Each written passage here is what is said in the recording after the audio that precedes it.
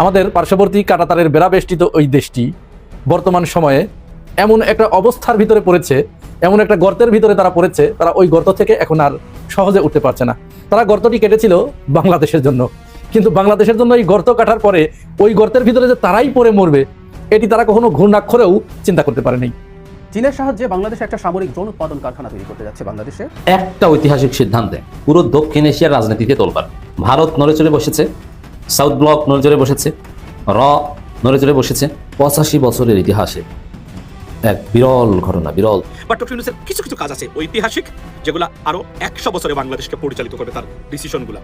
তার মধ্যে বাংলাদেশকে ভারতীয় আগ্রাসন থেকে বাঁচানোর যে প্রক্রিয়াটা, গুণগত কিছু ড্রাস্টিক জায়গাতে হাত দেওয়া, মানে রিফর্মসের জন্য, দিজ আর আপনার the most important reformative action by this government. আসসালামু আলাইকুম দর্শক, বাংলাদেশের রাজনৈতিক প্রেক্ষাপট থেকে খুবই গুরুত্বপূর্ণ কিছু ভিডিও নিয়ে হাজির হয়েছি, যার কিছুটা অংশ বিশেষ আপনারা ইতিমধ্যে ভিডিওর শুরুতেই দেখেছেন। দেখে বুঝতে পারছেন আজকের ভিডিওটি আপনাদের জন্য কতটা গুরুত্বপূর্ণ এবং আকর্ষণীয় হতে যাচ্ছে। দর্শক, আমি এর কথা বাড়াবো না, মূল ভিডিওতে নিয়ে যাব। তার আগে বলবো, যারা এখনও আমাদের এই চ্যানেলটি সাবস্ক্রাইব করে নেই, প্রতিনিয়ত আপডেট গরম গরম খবর পেতে আমাদের এই চ্যানেলটি সাবস্ক্রাইব করে পাশে থাকা বেল বাটনটি বাজিয়ে দিবেন।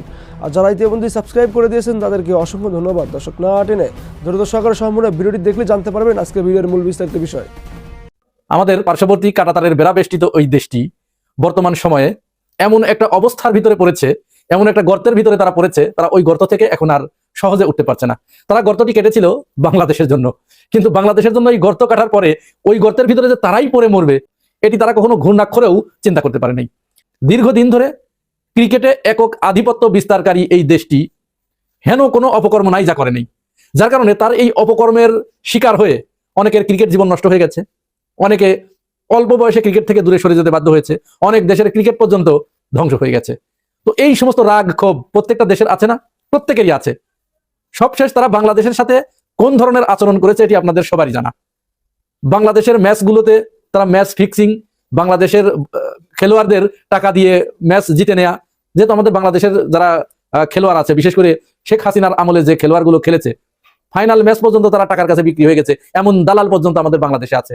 এই দালালগুলোকে আমরা চিনতাম না, এই দালালগুলোকে আমরা দীর্ঘদিন ধরে সাপোর্ট দিয়ে এসেছি, কিন্তু একটা ঘটনায় মুস্তাফিজুর রহমান ইস্যুতে এই দালালগুলোর চেহারা আমাদের কাছে পরিষ্কার হয়ে গেছে। শুরুটা হয়েছে মুস্তাফিজুর রহমানকে নিয়ে। মুস্তাফিজুর রহমানকে যখন কলকাতা নাইট রাইডার্স বাদ দিয়েছে, কেন বাদ দিল? এই বাদ দেওয়ার আবার একটা কাহিনী আছে। দীর্ঘদিন ধরে সে দেশের উগ্র সাম্প্রদায়িক গোষ্ঠী তারা বাংলাদেশকে নিয়ে প্রচন্ড উস্কানি এবং সাম্প্রদায়িকতার বিষ বাষ্প ছড়াতে ছড়াতে তারা এমন পর্যায়ে নিয়ে গেছে যে তারা সেইটাকে খেলায় পর্যন্ত নিয়ে গেছে। অবশেষে তারা তাদের সরকারের কাছে, ওই দেশের সরকারও কিন্তু সাম্প্রদায়িক, সরকারের কাছে এমন দাবি জানাইছে যে কোনো মুসলমান এদেশে খেলতে আসতে পারবে না। পাকিস্তানকে তো আগেই আউট করে দিছে, পাকিস্তানের সাথে তাদের দা কুমড়ো সম্পর্ক, মানে যত খারাপ সব ওরা, আর ওনারা আল্লাহর ফেরেশতা, একেবারে ধোয়া তুলসীর পাতা, এরকম অবস্থা হয়ে দাঁড়াইছে।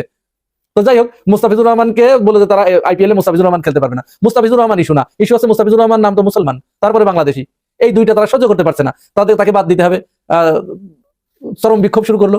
বিক্ষোভের এক পর্যায়ে ভারতীয় ক্রিকেট বোর্ড কলকাতা নাইট রাইডার্সকে বলে দিল যে তোমরা মুস্তাফিজকে বাদ দাও, না হলে শাহরুখ খানকে তারা কলকাতা থেকে তাড়িয়ে দেবে, ভারত থেকে। চিন্তা করেন কোন ধরনের সাম্প্রদায়িক গোষ্ঠী এরা, উগ্র সাম্প্রদায়িক গোষ্ঠী। শাহরুখ খানও যে মুসলমান নাম আছে।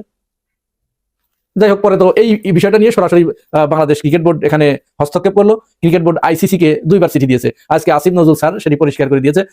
2বার চিঠি দিয়েছে। 2বার চিঠি দেওয়ার পরে বলেছে যে আমরা ভারতে ক্রিকেট খেলতে যাব না।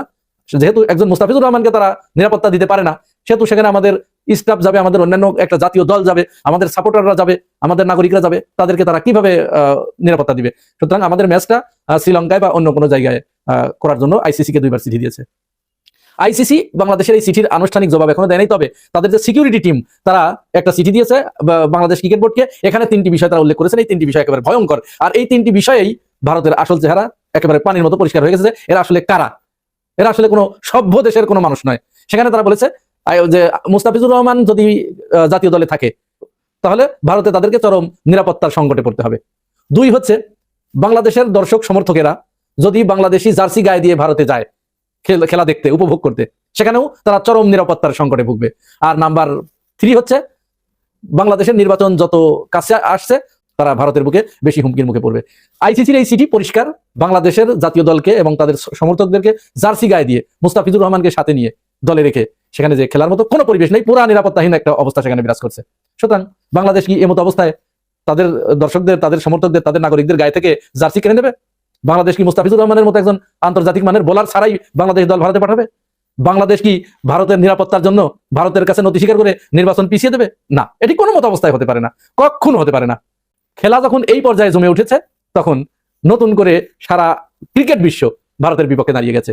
তারা ভারতের এই যে ঘৃণ্য অপকর্ম, এই অপকর্মের তীব্র প্রতিবাদ জানাতে শুরু করেছে। প্রথমে মুখ খুলেছে শ্রীলঙ্কার লাসিথ মালিঙ্গা কড়া সমালোচনা করেছে ভারতকে, তাদের মুখোশ খুলে দিয়েছে, তাদের যে অপকর্মগুলো সেগুলো প্রকাশ করে দিয়ে মুস্তাফিজুর রহমানের পাশে দাঁড়িয়েছে এবং বলেছে অবশ্যই বাংলাদেশের উচিত নয় ভারতে খেলতে যাওয়া, তাদের অবশ্যই উচিত অন্য কোনো তৃতীয় বিশ্বে খেলা।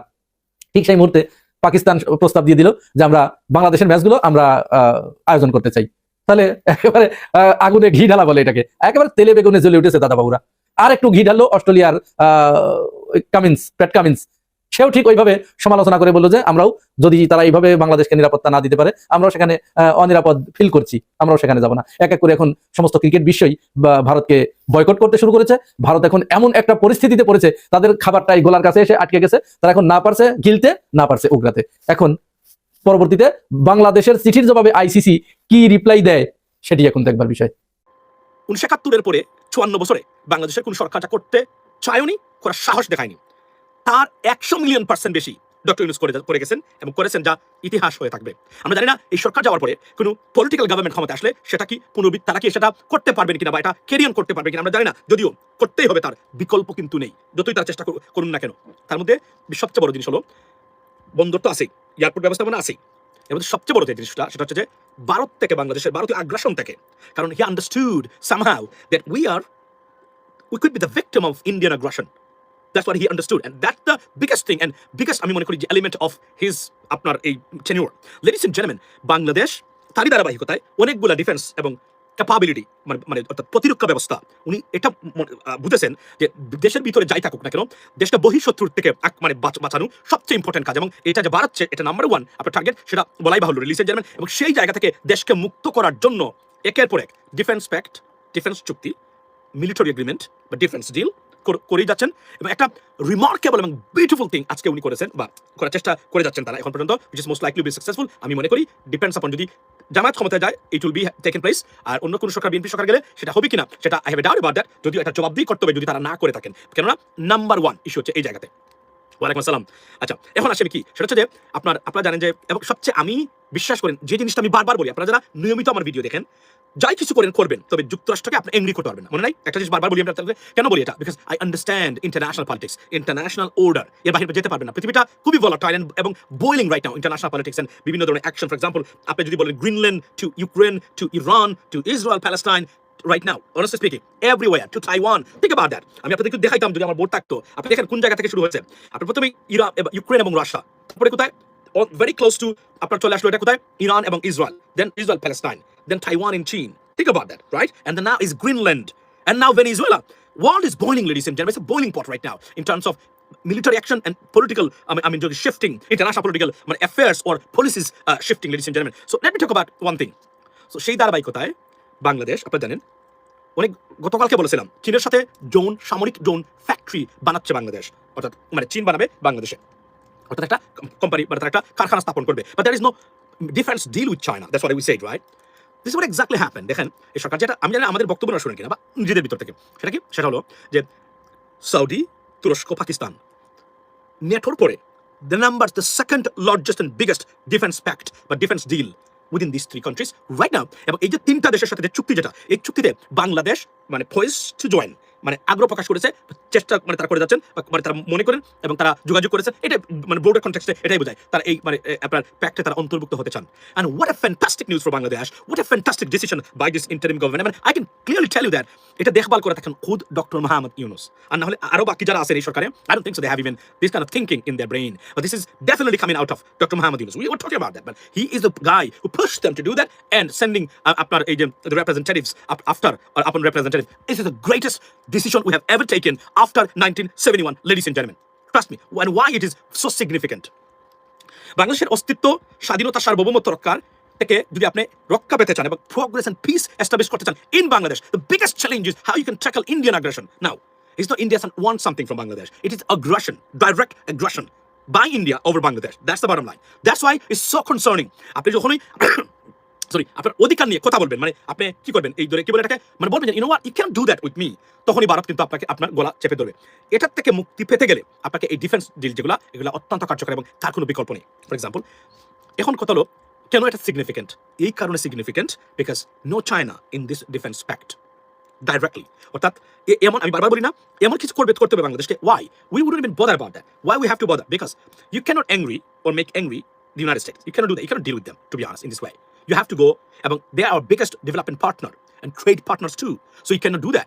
So তো এই ক্ষেত্রে এমন কিছু করতে পারবেন আপনি যেগুলো করলে তারা অসন্তুষ্ট হয়, এবং আমাদের মনে রাখবেন এখানে যদি ইকোনমিক্যাল চিন্তা করেন, আপনি থিঙ্কিং করেন, ওয়ান অফ দ্য থিং আমি আপনাদেরকে বলতে চাই, মনোযোগ দিয়ে শুনবেন। The number one is that China is not our market, but India, sorry, United States of America is our market.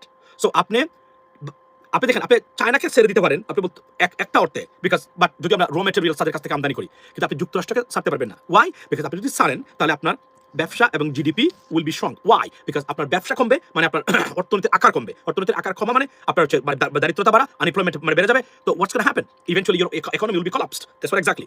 কিন্তু এজন্যই আপনার বাজারটাকে আপনাকে ঠিক রাখতে হবে, যুক্তরাষ্ট্র বাংলাদেশের বাজার। On top of it, তারা আমাদেরকে এইড দেয় এবং তারা আমাদের biggest development partner at the same time. এবং পৃথিবীতে কোনো দেশ তাদেরকে এই মতো you can't be defined to the United States policy, to United States this or that way, right? So এখানে চায়না নাই, এটাই হতো সবচেয়ে বিপজ্জনক যদি চায়না এখানে থাকতো। এখানে চায়না নাই, তাহলে কি হলো? যাদের সাথে এই চুক্তিটা হচ্ছে এখন আপনি খেয়াল করে দেখবেন প্রত্যেকটা দেশ সবচেয়ে ভালো মানে সম্পর্ক এই মুহূর্তে কার সাথে? যুক্তরাষ্ট্রের সাথে এবং পশ্চিমাদের সাথে। Number one Pakistan, they have got very good relationship with the United States and other countries, and Saudi the biggest ally in this area right after Qatar, I mean actually even though I mean better than Qatar too, and তুরস্ককে বলা হয় বর্তমান মুসলিম সমাজ মানে বিশ্বের in terms of political পাওয়ার মুরব্বী বলা হয় এই মুহূর্তে। এবং তুরস্কের এরদোগান, আমি অনেক মুসলিম লিডারশিপ দেখেছি, তার মধ্যে সবচেয়ে স্মার্টেস্ট মানে লিডার এই মুহূর্তে আমি মনে করি এরদোগান, এই মুহূর্তে নাম্বার ওয়ান। আপনি কিভাবে দেখেন, আপনি বিশ্বাস করেন কোনো মুসলিম দেশে কোনো সমস্যা হলে যদি যুক্তরাষ্ট্র কারোর সাথে যোগাযোগ করতে হয়, ফার্স্ট দে কন্ট্যাক্ট উইথ আপনার Turkish president to mediate or মানে আপনার to connect them with them or something like that, to negotiate, to mediate, something like that. এই পজিশনে তুরস্ক পড়ে গেছে, কিন্তু তুরস্কের ভিতরে ওনাকে দেখা হয় একজন অথরিটারিয়ান একজন প্রেসিডেন্ট তুরস্কের ভিতরে। তারপরেও আপনি দেখেন উনি যে এই পজিশনটা তৈরি করেছেন শুধুমাত্র তার ইন্টেলেকচুয়ালিটির কারণে, উনি আব্বাসি হুজুরদের মতো না। He thought his thinking is way smarter than any other Muslim leaderships in the world. Now, এই বিষয়ে আমি এর আগে আপনাদেরকে এই কথাগুলো বলছিলাম। আরো সবচেয়ে স্মার্টেস্ট মুভ কে নিয়েছে জানেন? অনেক আমরা বলতাম না আগে, আপনারা অনেকে বলতেন না, ও সৌদি মুনাফিক এই করেছে সেই করেছে, they don't do these. No, Saudis, the Mohammed bin Salman, the king of Saudi right now, the most smartest leadership, Muslim leadership in the world right now. Trust me, right now you understand how he built up Saudi. He changed Saudi Arabia completely. Now আপনি কিছু জিনিস আপনি আপত্তি করবেন এটা সেটা, I understand that. কিন্তু বিশ্বাস করেন সৌদিকে ট্রান্সফর্ম করতে গিয়ে মোহাম্মদ বিন সালমানের যে policy, it worked and Saudi become one of the most super power right now. Muslim ওয়ার্ল্ডের ভিতরে তুরস্কের পরে এখন সুপার পাওয়ার। নাও পারমাণবিক অস্ত্র শুধু নাই সৌদি আরবের, আর না হলে তাদের F-35 থেকে শুরু করে F-16 থেকে শুরু করে যা অত্যাধুনিক ইকুইপমেন্ট বা মিলিটারি আপনার ইকুইপমেন্টস আছে পৃথিবীতে, particularly America, China and Russia, সব মানে তাদের আছে। এবং আমেরিকার অনেক জিনিস আপনি চাইলেও পাবেন না যেগুলো সৌদি আনতে পারে, এবং সৌদি তারা পায় সবসময়, এখন আছে তারা। বিশেষ করে F-35 এর কথা আমি যদি বলি, এটা তো তারা সবাইকে দিবে না, তারা যাদেরকে ট্রাস্ট করে, যাদের সাথে তাদের সম্পর্ক ভালো আছে, শুধু তাদেরকে তারা দিবে এগুলা। তো এগুলো আছে সাউদি এই ক্ষেত্রে নাম্বার ওয়ান। নাও এরপরে কি হলো? তুরস্ক, আমি আবার বললাম দ্য মুরব্বি right of the Muslim world and in that area. So এই পাওয়ারগুলা ঐক্যবদ্ধ সাউদি, তুরস্ক এবং পাকিস্তান এবং বাংলাদেশ, চারটা দেশ, and any time Qatar or United Arab Emirates may join to this alliance, it would be the most powerful alliance or আমি যদি বলি যে agreement or defence deal or আমি বলবো অ্যালায়েন্স, এটা সব দিক দিয়ে after NATO, ladies and gentleman, after NATO, and Bangladesh is a part of that. মানির জন্য কোনো চিন্তা করতে হবে না কোথাও, যদি ডিফেন্স হয় Saudi petrol is available, I mean billions of dollars they can spend within a day, not a problem, right? এবং যদি কাতার যুক্ত হয়, আরব আমিরাত যুক্ত হয়, এখনই যে অবস্থানে আছে, যদি বাংলাদেশ এইভাবে চলতে পারে, বিশ্বাস করেন অন্তত ভারতের আগ্রাসন থেকে, অতিরিক্ত আগ্রাসন থেকে আমরা বাঁচতে পারবো। এখন কেন এই কথাগুলো আমি বারবার বলছি? বিকজ ভারতীয় পলিসি হলো বাংলাদেশকে দমিয়ে রাখতে হবে তাদের ন্যাশনাল সিকিউরিটির শর্তে। এটা আমরা নিজেও জানি, আপনিও জানেন। তারা মনে করে বাংলাদেশ যদি উন্নতি করে, আগে বলেছি আবার বলছি, তাহলে সেভেন সিস্টার্সরা মনে করবে ও বাংলাদেশ একটা ছোট্ট দেশ আমাদের মতোই, কিন্তু তারা স্বাধীন হয়ে দেখেন কোথায় গেছে, তো তাদেরকে দমিয়ে রাখতে হবে। This is their policy, national policy over Bangladesh, Indian policy. Think about that. That's why তারা সবসময় চায় এমন কাউকে দেখাতে তাদের জন্য, এটা নাকি তাদের পলিসি। এই কারণে বাংলাদেশকে, এবং we have seen that this indication and the proof that it is true. কারণ তার প্রতিটা ক্ষেত্রে তারা আমাদেরকে ধ্বংস করার চেষ্টা করেছে, এবং ভারত বন্ধু সেজে যে পরিমাণ ক্ষতি করেছে বাংলাদেশের 100 বছরে কোন শত্রু এই কাজ করতে পারবে না। এখন প্রশ্ন, আপনাকে এটা বুঝতে গেলে আপনাকে ওইভাবে আপনাকে খোঁজ নিতে হবে যে আসলে কি কোনো কিছু করেছে কিনা। আপনি কল্পনা করতে পারবেন না। এই যে আব্বাসি হুজুরকে একটু আগে কথা বললাম, হাফ ভোটের বিপক্ষে উনি প্রচারণা চালাচ্ছেন, মুসলমান থেকে খারিজ হয়ে যাবেন উনি বলছেন। তো এই ধরনের লিডারশিপ থাকলে তুরস্কের জায়গাতে থাকতো না, আজকে সৌদির জায়গাতে থাকতো না। আমি আবার বলছি, একটু আগে আমি বলেছিলাম যে 600 বছর ভারত শাসন করার পরে ভারতে মুসলমানদের করুণ অবস্থা। 800 বছর 800 ইয়ার্স মুসলমানরা স্পেন মানে শাসন করেছে, কিন্তু আজকের অবস্থা কেন জানেন? অদক্ষ অপদার্থ মানে লিডারশিপ ছিল। এই কারণে মুসলমানদের এই কঠিন পরিণতি এবং এগুলো হয়েছে। তারা তাদের গদি রক্ষা করতে পারে না, ইলিমিনেট হয়ে গেছে। দেখুন ইলিমিনেট কিভাবে হয়, একমাত্র হলো যে আপনি হয় you are very cruel to your people, মানে আপনি খুবই মানে একদম স্বৈরশাসক ছিলেন, আপনি অন্যায় বিচার করেছেন, আল্লাহ আপনাকে ধ্বংসমুক্ত করে দিয়েছে, অথবা আপনার মিস্টেক এবং আরো যে ভুলগুলো আমি একটু আগে বললাম সেই ভুলের কারণে আপনার এই অবস্থা হয়েছে। এখন আসি, দর্শক শ্রোতা, আশা করি সম্পূর্ণ ভিডিওটি মনোযোগ সহকারে দেখলেন এবং সবগুলো ভিডিওর বিস্তারিত আলোচনা মনোযোগ সহকারে শুনলেন। দর্শক, এই ভিডিওটি দেখে কি জানলেন? আপনার গুরুত্বপূর্ণ মতামত আমাদের কমেন্ট বক্সে অবশ্যই জানিয়ে যাবেন এবং ভিডিওটি শেয়ার করে সবাইকে দেখার সুযোগ করে দিবেন। দর্শক, এরকম প্রতিনিয়ত আপডেট গরম গরম খবর পেতে অবশ্যই আমাদের এই চ্যানেলটি সাবস্ক্রাইব করে রাখবেন। আজকের মতো এখানেই বিদায় নিচ্ছি, দেখা হবে নতুন একটা ভিডিওতে। এখন মতো সাথেই থাকবেন, ধন্যবাদ।